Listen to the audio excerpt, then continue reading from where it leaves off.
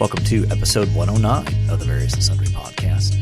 I am your host, Matt Harmon, joined live from the Vault Studio on the beautiful campus of Grace College and Theological Seminary by my good friend, my colleague, my co-host, and the man who is ready for the snow apocalypse, John Scott Sloat. It's coming. Yeah. It is coming. Yeah. I've got Doppler Heidi in my small group, and she is sending text after text of what this is going to look like. Yeah. With her weather guy. Yes. You know, he went out on his own. He's no longer at a news station. Rudkin is? Yeah. He's Matt out. Rudkin. He's doing his own thing. So he's doing news for Northern Indiana on his own. Okay. That's interesting. Yeah, I just started following him on Twitter. Right. It seems like he's everybody's favorite meteorologist. I don't know if he's my favorite, but I think he makes some good points. He's like, you want to know what? These big news stations, they just want clicks. And so they're going to tell you they're going to get 3 to 5 feet of snow and it's going to be 6 inches, you know? Yeah. Yeah. So this episode, we're recording on a Monday. It'll release on a Tuesday, as it usually does. And then the world ends on Wednesday. Exactly. Yeah. Yeah, between Wednesday and Thursday, it's questionable whether the world will still exist. So maybe this is our farewell episode, John. Yeah. Or last in person for a while, you know. Perhaps. So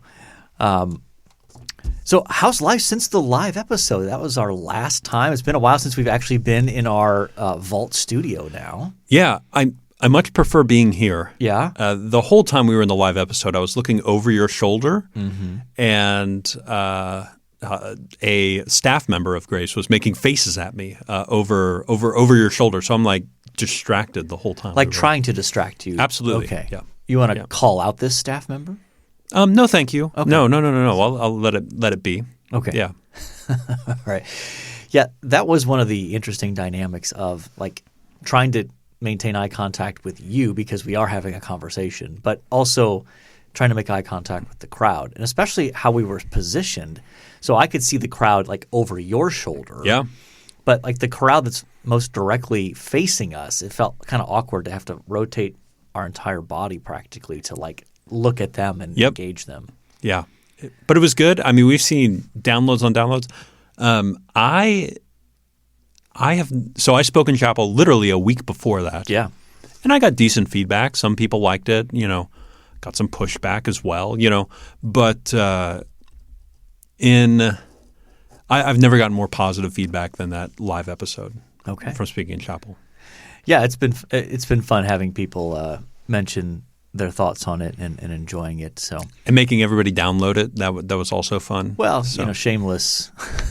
Yeah. Shameless promotion. Trying to up those download numbers. Yeah.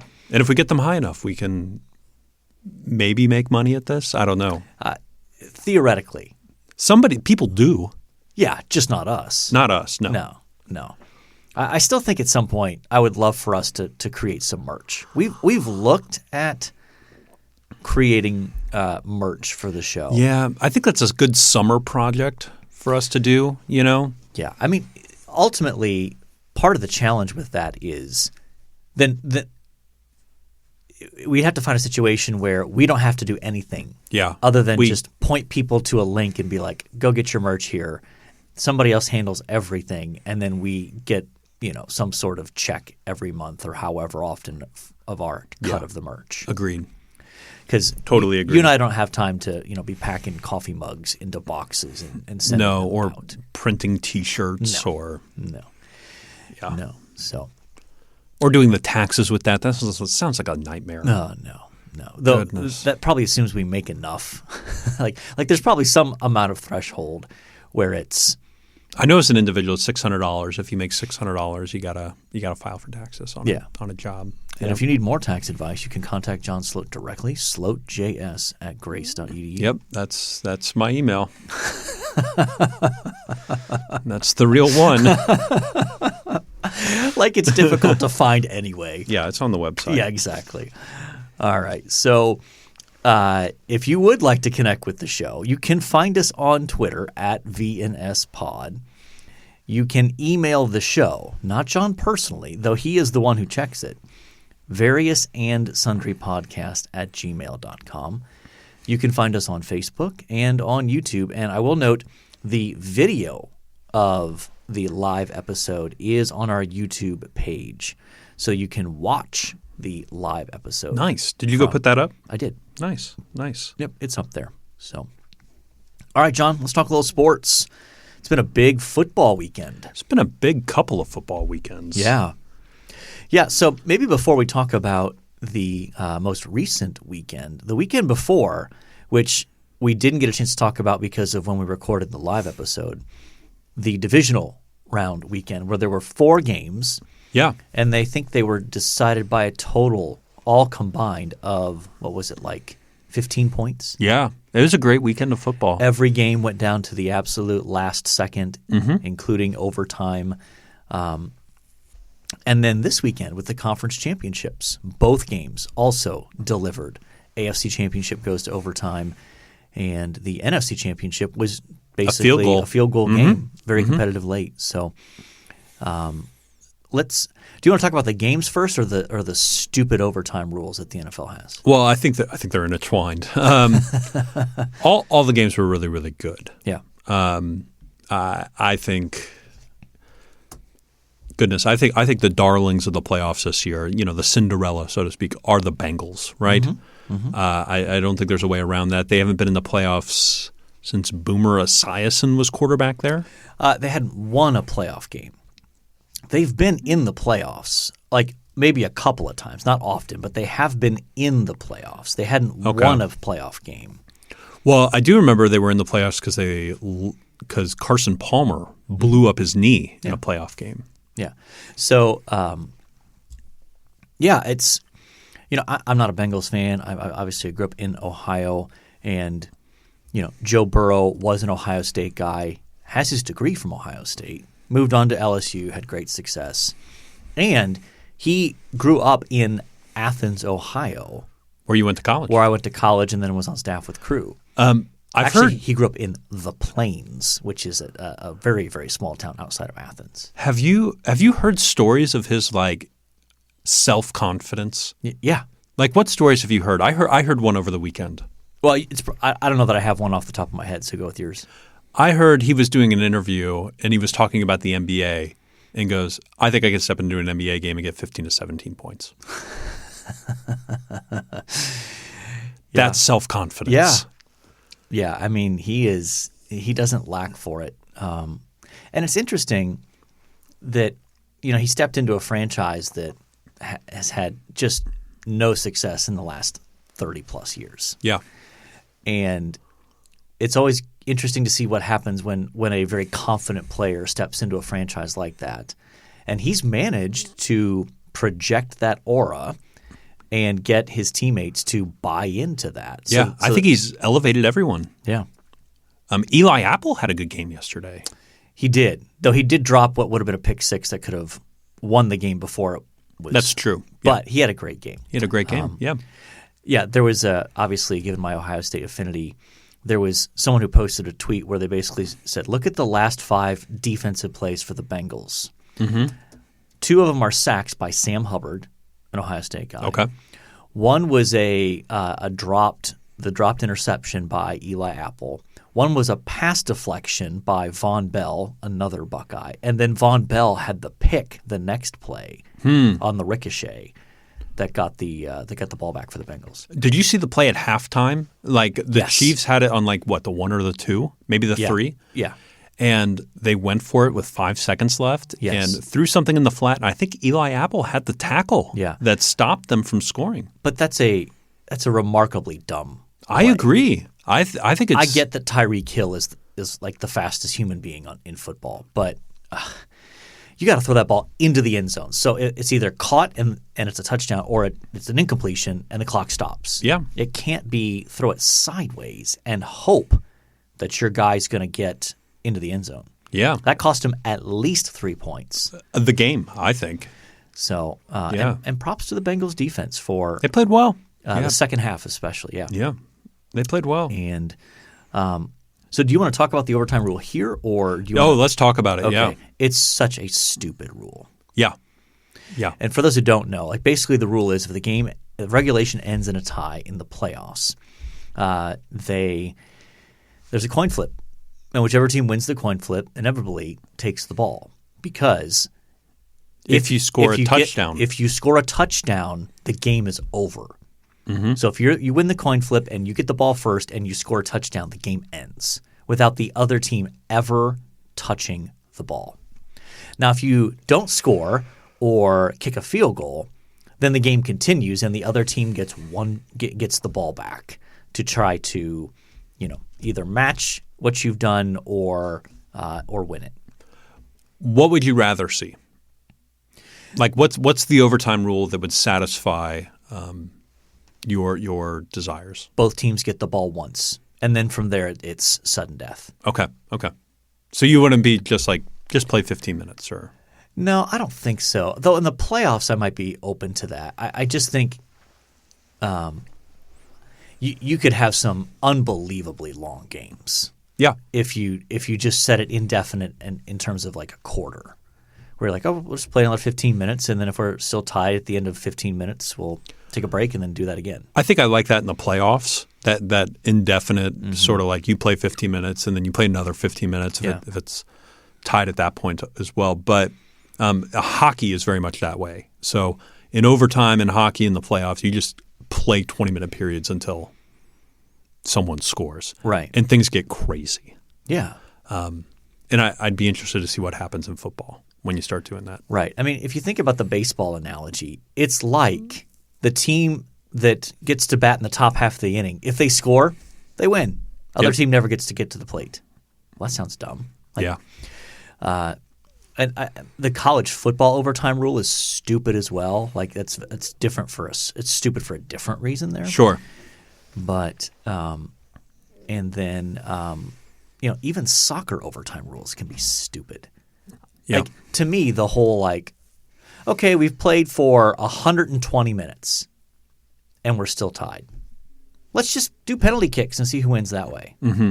That's dumb. Now, I will say penalty kicks are better than it used to be, where they would just say, all right, everybody come in the middle. We're going to flip a coin and see who wins. Sure. That's bad. Yes, sure. But it's like playing basketball and then saying, all right, we've gone an overtime period, still tied, free throw competition. Yeah.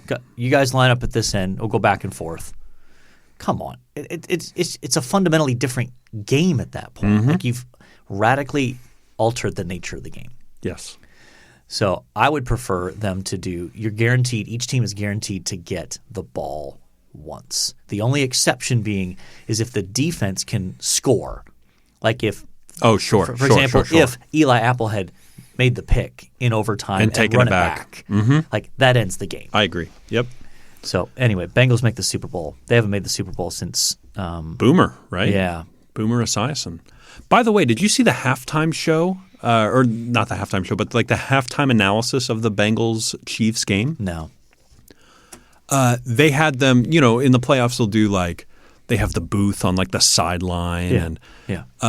Well, the Chiefs had a concert in the middle of the field.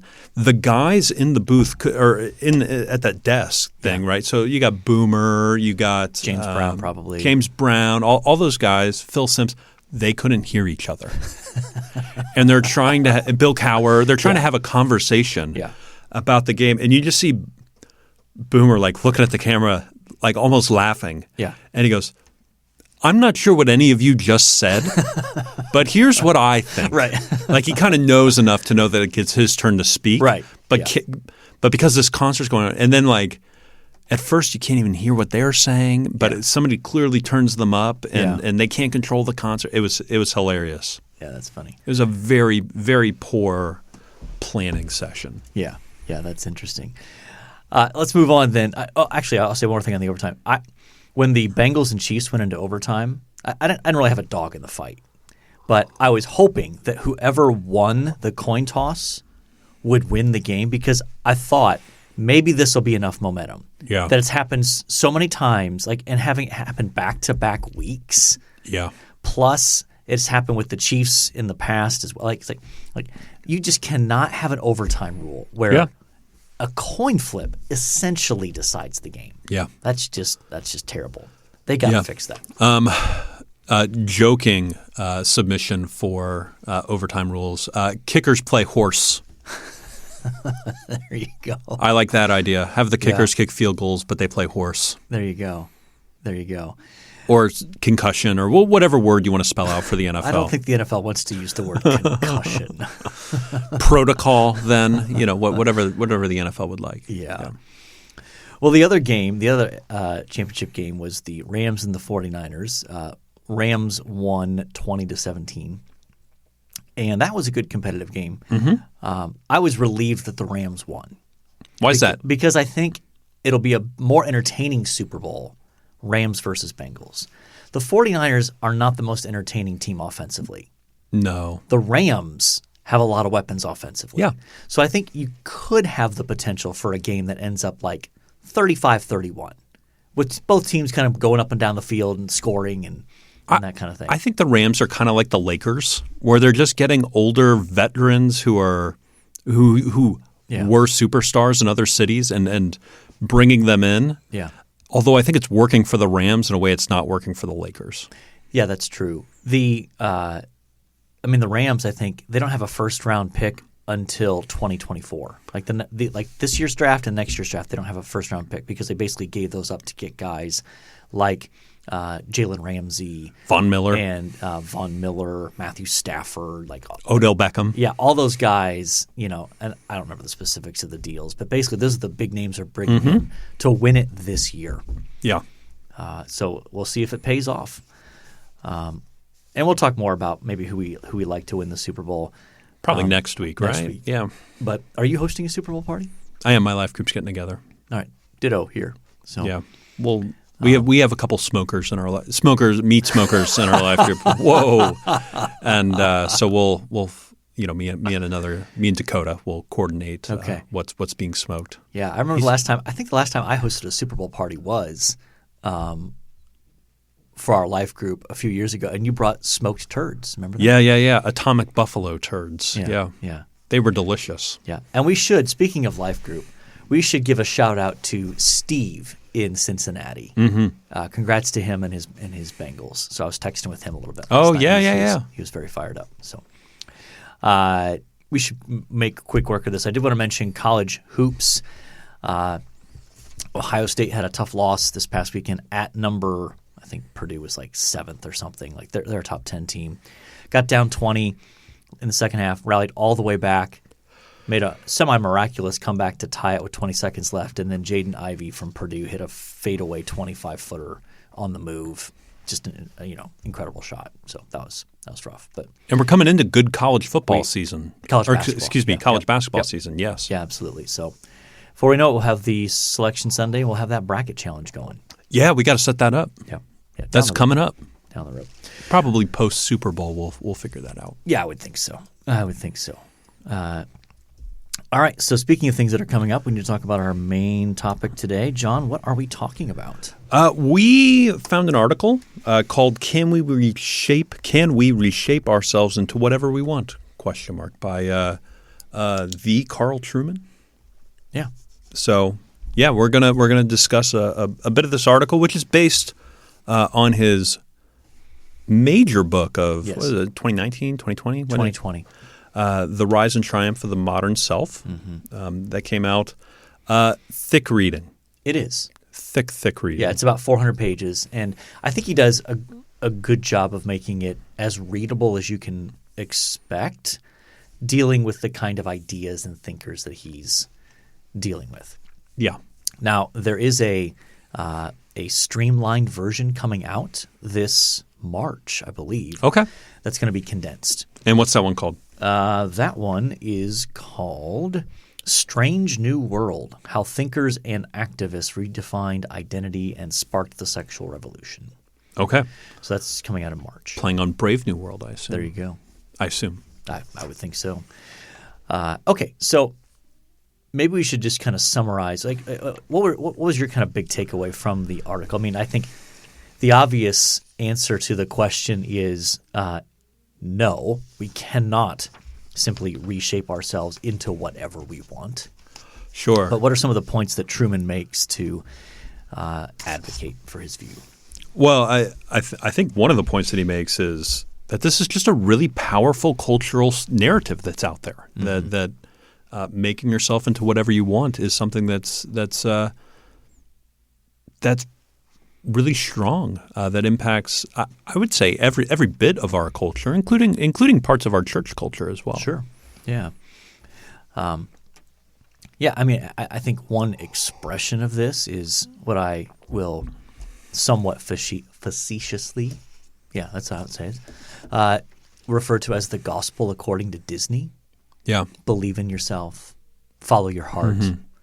You know, like that's basically the message of more or less every little Disney animated movie that's out there. And you hear that a lot when you interact with. I mean, I heard it, at least a couple times in the last week from students. Well, I know the Lord's calling me to this because I know it's inside of me. And this was fascinating. I hadn't heard this before, but I had a student say to me, the fact that everybody's giving me pushback is actually confirmation that I need to do this. Yeah. When I don't think that's the point of pushback. That's certainly not something the Proverbs would embrace in terms of the wisdom of counselors around you. Right, which is and I think is related to this, right? The fact that I get pushback actually confirms my deepest feelings and longings. Yeah, absolutely. So this was a section out of the article that I thought was particularly helpful. Truman writes, "This illusion of sovereign self-creation through consumption still has its limitations." In other words, the idea is that we think we can make ourselves whoever we want to be just by things that we consume or things we buy or activities we engage in, whatever. Mm-hmm. All of us are ultimately limited by a variety of factors that are not always susceptible to transubstantiation. There's the theologian coming out in him. Yeah, clearly. Transubstantiation by credit card. That's a great little turn of phrase if you know what transubstantiation is. Yes. So, and then he highlights three limitations on this sort of idea of I can sovereignly create myself to be whatever I want. First is there's a limited range of goods or lifestyles on offer. In other words, there's not an infinite number. And when you think about even when people think they're being distinctive, oftentimes they're just choosing an alternative presentation of themselves that they have been influenced towards by some sort of other factors. Second, society is constantly changing its mind about what is and is not fashionable, what is and is not cool, and what is and is not acceptable. So if you're constantly chasing that, that's going to be a problem. And then third, there are always specific individual limitations to our ability to invent ourselves. That's why, not to burst people's bubbles, but I cringe when I hear people tell their kids, you can be anything you want to when you grow up. No, you can't. Like you might want to – I wanted to be a professional athlete. I think a lot of boys when they're like 8 years old and they love sports, I want to be a professional basketball player, I didn't have the size, the talent, or the ability. Mm-hmm. It didn't matter what I wanted. I had limitations. So this idea that we tell kids – you can be anything you want. If you just put your mind to it and try your hardest, you can be anything you want. That's just not true. Yeah. Now, I think we can say to kids, what are you interested in? What would you like to be when you grow up? That's great. And if they have interests in areas, let's pursue that. Let's, if they really like playing the piano or they really, are into robots, great. Get them involved in some clubs or some activities that let them pursue that. And that might turn into something that they can do as a grown-up.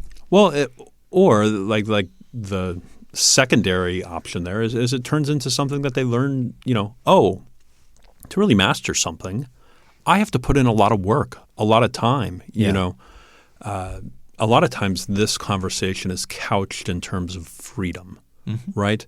Oh my goodness, I have the freedom to be whatever I want, whatever, But oftentimes to have the freedom to play an instrument or to master a sport, you really got to chain yourself to that piano or chain yourself to the sport. Be constantly working on it. Be constantly doing it. And there is a bondage of a sense that is required to achieve that freedom.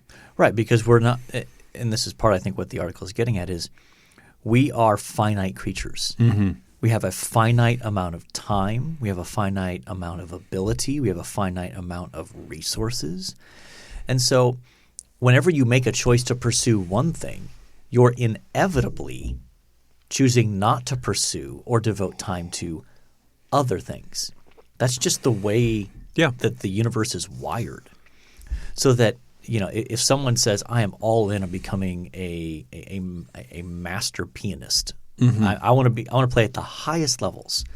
Well, the amount of time they're going to have to invest in practicing piano, could be 8, 10, 12 hours a day at points. Well, that person is probably also not going to be a Division I caliber athlete and have a 4.0 you just can't do it all. You just can't do it all. There's that's a myth that you can be elite at like all these different things. Like, that's just not going to happen. Yeah. Yeah. So go ahead. There's also a part of me that goes, it works in a Disney story. Yeah. Because it's written that way. Yeah. If you're the hero of every story that you're in, and everybody thinks that way, mm-hmm. there are no heroes, right? Right. You need secondary. You need mm-hmm. Supporting actors and things like that to if you're the hero. But if we're all secondary actors, then I think things work out a whole lot better. Yeah. When I've thought about this a little bit recently, I wonder if this is a way to look at it. I think you can. One way of thinking about this is a distortion of us being made in God's image mm-hmm. and being able to create and to exercise dominion over the earth. Like, that's how God made us. That's our role. But it was intended to be under God's direction and God's authority. But when you remove that piece, but then you still have this internal wiring to be creative, to exercise dominion, to rule over things, to shape things, to make things, to build things, that what you're left with when you remove God from that equation is something like this, where it's just I get to choose who and what I want to be. And if I don't like it, I guess I just get to change it. Mm-hmm. And so I think I think that's right. What's very interesting is that, to me, this is where having a robust and grounded biblical anthropology mm-hmm. is so foundational. Because if you don't understand how God made us and how we fit into this world, then you get into all sorts of goofiness. Yeah. And so what are some ways – you mentioned how you've seen this in our students and this is – broadly speaking. This is here, all over our culture. So it's not like we're, singling out our students. You could walk onto any college campus and see this. Sure. What about in the church? How do you think this manifests itself in the church? Well, I do think there are some, like there is a preacher in North Carolina, who will remain nameless, who said something recently to the extent, and I think he pulled it off his website or something like that, but said something to the effect, and I'm going to butcher a quote, so don't take this word for word, but basically, salvation is looking inside yourself and realizing what you were all along, and I think that's basically a baptized version of the same thing. Yeah. Right. Like, oh my goodness, look that you're this perfect thing all along. When I think a robust anthropology of what historically what Christians have said is mm-hmm. that we are sinful, evil to our core, so sort of mm-hmm. people and individuals who are in need of a savior. Right. Who at the same time are made in God's image. And so mm-hmm. what's so dangerous about that kind of statement is it's almost right in the sense that when God saves us, a salvation that comes from outside of us. Yeah. Part of what he does, though, is restore us so that we can live in the way that God made us to live, under his authority, free from the shackles of sin and Satan and self, and be able to live out how we were made to live. But if you don't keep both of those together, then you get into trouble when it comes to a proper anthropology. Yeah. How do you see it in the church? Have you seen this crop up? I mean, I think some of it comes in I think one manifestation of it can be people leaving churches quickly because it doesn't fit with who they think they should be. And that can be couched in spiritual language, like, well, I really had a heart for this, but the church never really got on board with my heart for this, so I'm out of there. Okay. And also, I think it can show up in sometimes when pastors or preachers are hesitant to confront sin because of this such a strong tendency of people wanting to be self-assertive and in this is just who I am. This is who I want to be. Yep. And especially that comes out in the area of sexuality when preachers get hesitant to maybe talk about biblical sexuality and how that often has something different to say than our culture says about your ability or lack thereof to choose your gender or choose your sexual expression, and that to call it into question somehow is violating who I am as a person, and that's some form of abuse. So it gets couched in some of those terms. So yeah, I see that.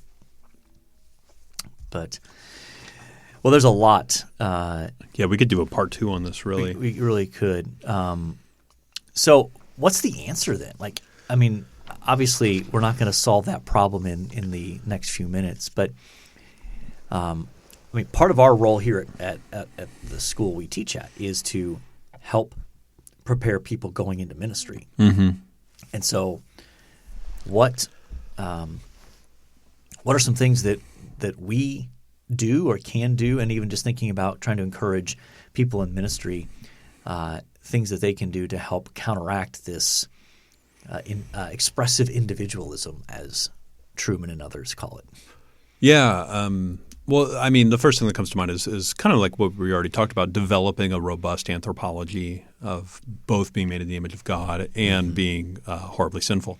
So that's probably a good starting point. I think also being able to recognize these things as we see them around us or hear them in other people, and figuring out some gracious ways to push back on some of those things. Yeah, I think that's what naturally comes to mind for me. How about yourself?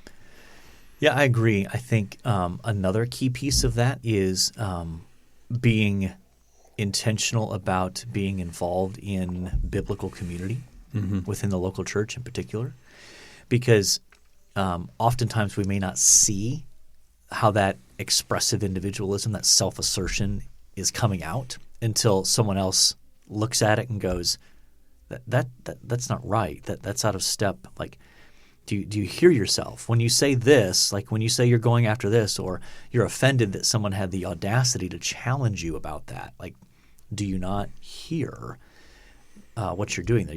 Essentially you're making yourself your own God.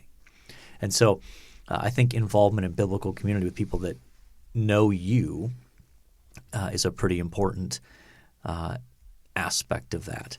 And I also think this can sound super simplistic, but there's no substitute for immersing yourself in God's Word, which is a constant reminder of God's authority and God's wisdom and what God says is true about me, both as a person made in God's image, as a sinner in need of salvation, and as someone who's been redeemed and in the process of being changed and transformed away from my selfishness. I think it's striking the number of times that Jesus talks about denying yourself, taking up your cross and following me. Yeah. That's like the absolute opposite of what our culture tells you. Yeah.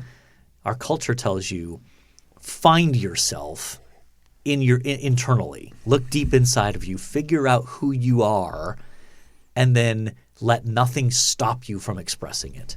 Yeah. And that's the exact opposite of what Jesus calls his disciples to. Yeah. Oh, 100%.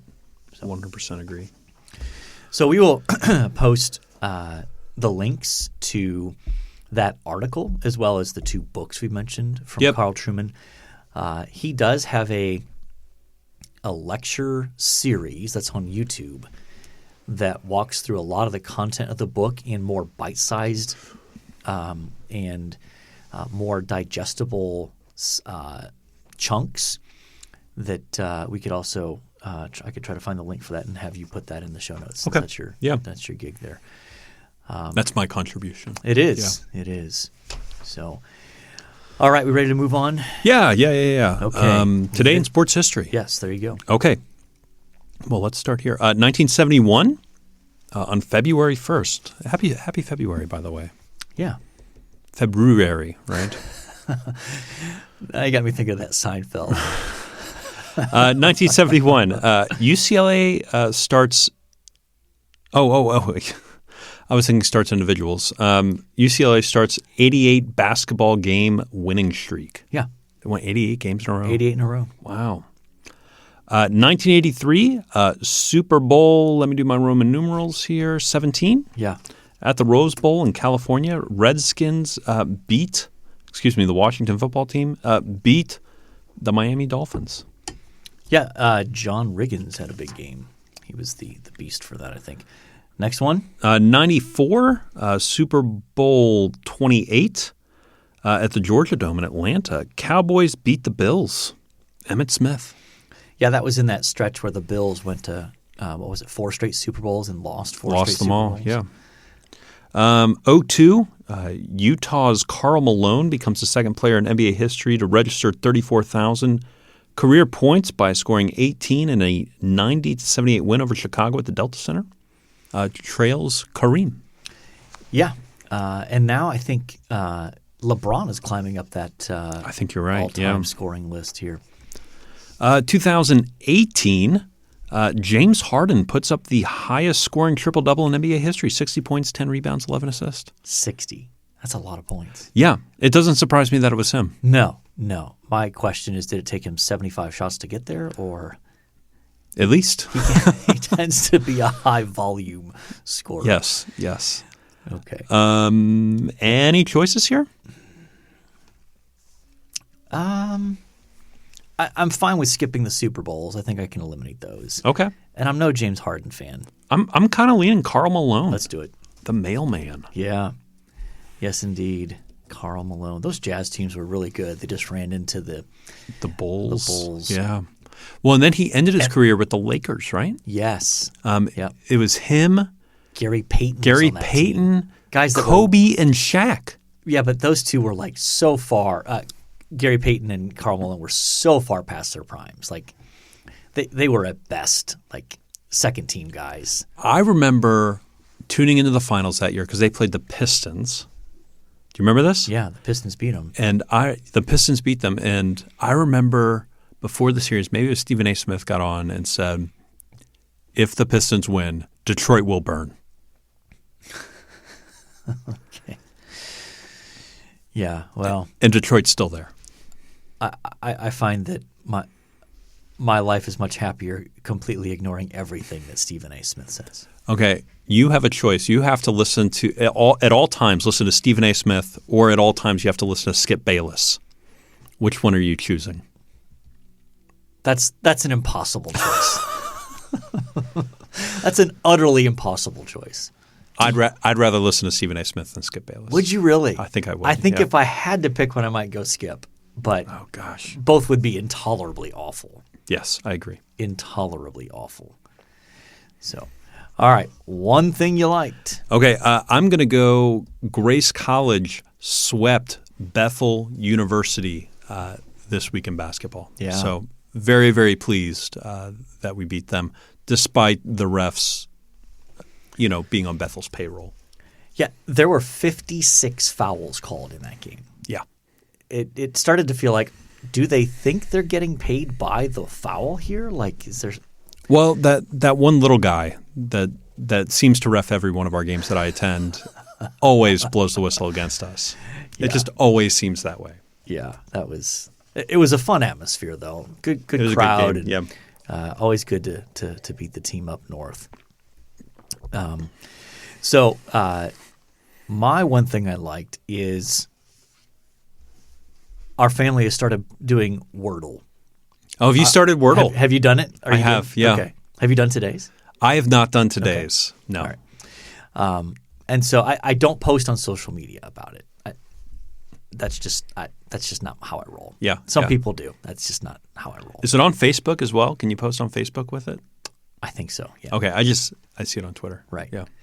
So I'm enjoying it. I mean, I'm a word guy, so it's a good challenge. It is. It is. And it's kind of unique in the sense that there's only one a day, so everyone is doing the same one.